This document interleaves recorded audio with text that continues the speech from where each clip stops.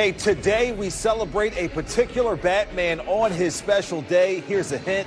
He's the swole one. Plus, we discuss the disrespect your defending champion Eagles have been receiving this offseason. That's not going to fly. And Devontae Smith did his best Bryce Harper impression over the weekend. Let's huddle up. Hey, good to see you. Welcome into Birds Huddle, presented by Toyota, official automotive partner of the NFL, Danny Pommells. Today, we welcome back the man, the myth, back, the legend, baby. Barrett Brooks in the flesh. Big fella, it is good to see you. Let's Appreciate kick things off. And, you know, we'd be remiss if we didn't wish a very happy birthday to Eagles receiver A.J. Brown Barrett. The star wideout turns 28 years young today. He's been as advertised for sure, and maybe more since arriving in Philly prior to the 2022 season. So how invaluable is A.J. Brown to the Eagles' success? We're talking about a guy that's unstoppable. Yeah, so happy birthday, bro. I'm glad, going out there celebrating. I'm glad you're still here. You're my guy. Hey, the unstoppable force. That's who A.J. Brown is to me in this offense. Yeah, he is the man for sure. And that brings us to our three-point stance presented by Toyota, official automotive partner of the NFL. And A.J. Brown Barrett will go down as the greatest Eagles receiver of all time. That is our first stance. And let's take a look at Arthur Juan's case as it currently stands. Hey, in only 3 seasons with the team, he has over 4,000 receiving yards with 25 tutties, 2 Pro Bowl appearances, and 3 second-team All-Pro selections. Not too shabby. Don't forget about that Super Bowl ring to go with it. He also set the Birds' single-season receiving yard record during the 2022 season, B. So Brown currently under contract through the 2029 season. Barrett, do you like his chances to be the greatest Eagles receiver to ever lace him up? Oh, absolutely. And we're talking about some pretty good receivers, and I say yes. I see him as a guy. In fact, at this point, he's behind one Hall of Famer. You know what I mean? There's a guy that, you talk about, go out there, and I think that there's nothing really he can't do. Behind Harold Carmichael? Is that who you're thinking? Or who? Wait, I just asked the questions here. No, I mean, Harold was great. Yeah. He was great. But we know who we're talking about. T.O.? My guy, you say what you want to say. Yeah. He came in and changed the franchise. So, yes, T.O. is probably the best receiver right now. Stats don't indicate it, but they're soon coming. And right now, I see Swole Batman as a guy that's going to come in and really just debo all the stats for the Eagles. There's nothing he can't do. And we're not talking about just stats, because you look at what happened last year. Mm-hmm. The Eagles ran the ball so successfully last year that, you really can't say anything about him not getting as many yards as he should have. He should have got a lot more yards. We know this. But, I'm talking about the eye in the sky doesn't lie.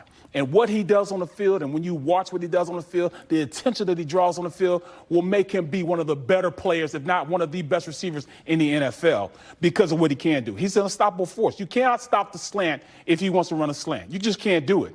If he wants to go out there and deal with the high point the ball on deep passes from his boy Jalen Hurts, you can't stop it.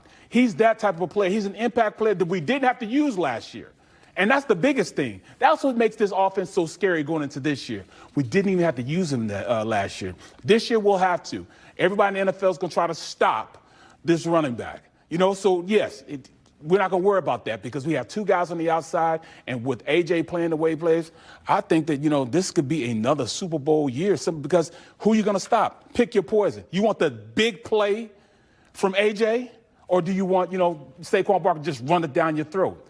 Defensive coordinator is going to want to stop the run because the worst thing you can do to a team of defense is to run the rock and you can't stop it. So that's what they're going to do. They're going to stop the run first and then let them pass the ball. They think Jalen Hurts can't throw the ball. He's going to show them a little bit, She's going to show them a little bit this year. Let's get to our second stance, and you kind of alluded to it, Barrett. People need to start putting some respect on the defending NFL champion's name. Hey, Barrett, since you've been gone, there's been some blatant disrespect toward the Eagles, whether it's media heads not having Jalen Hurts or Nick Sirianni in the top 10 list or not putting any stock in Birds' chances to repeat as champions. It seems like the hot media topic this summer, doubt and disrespect toward this Eagles team as the reigning Super Bowl champs. So, Barrett, what is your message to those haters out there, and what will it take for the Birds to gain more respect, particularly within the media? Well, I don't want to be, disrespectful, but mess around and find out. Yeah. You know what the other stuff, but mess around and find out.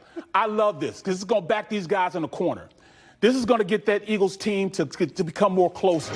Because now you're messing with the guy, that is leader of this team, number one. But the amount of disrespect that they're giving this team is unbelievable. We're talking about a quarterback that, he just won, Super Bowl MVP. He's been, he was 2025 Sportsman of the Year. Come on now. He's been to 2 Pro Bowls. He's been an All-Pro. Super Bowl MVP, but you're saying this guy is not a top 10 quarterback? Come on now. That respect. You got to put some respect on the man's name. I mean, come on. We're talking about the top quarterbacks in the league. I'll give this.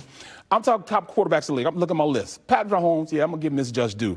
Lamar Jackson, I'm gonna give him his just due. Josh Allen, he's another one. But after that, I gotta put my boy Jalen Hurts first, after that. Yeah. So I'm saying he's number 4. He's number 4. Everybody's talking about Joe Burrow. That's just the T that you want. Yeah. You want that type of T. I wouldn't like that. Well, I'm not gonna say I wouldn't like it. I'm gonna say this.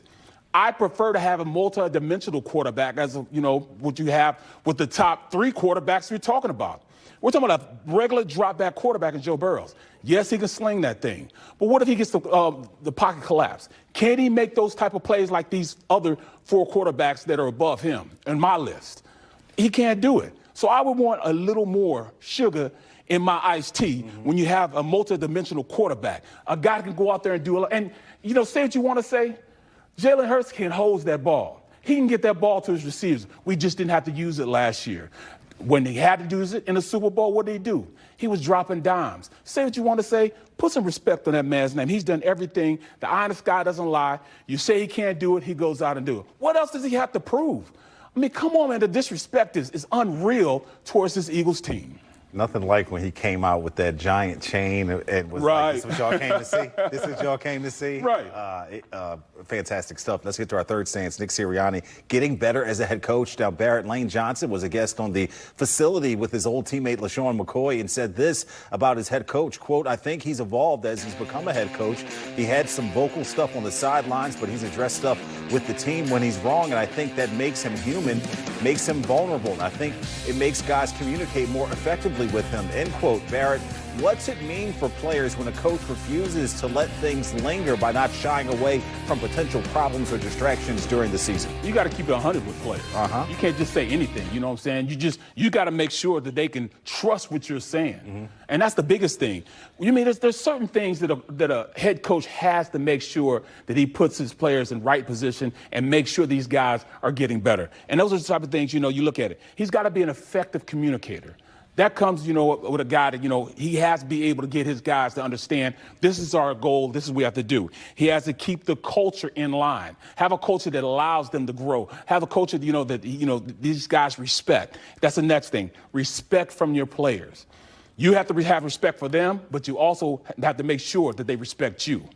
So at the end of the day, you put yourself in a position where, all right, they're going to believe in what you said, they're going to respect it. But the number one thing that I think these guys are really, really getting on the bandwagon with is he's making them better players. If you can make a player better, he's going to ride with you. And he's not just a guy that's going out there or a culture guy. He is making sure that he's making these guys better. Look at everybody that's under his tutelage right now. These guys are getting better and better every single year. They're progressing, becoming better players. And when you can make a better player out of your players, it puts you in a position now you can say things to them and they believe in it and they'll go out there and do it. You tell them to go run through a wall, they'll do it because they know that you can make it better for doing it. All right, there you have it from Barrett Brooks.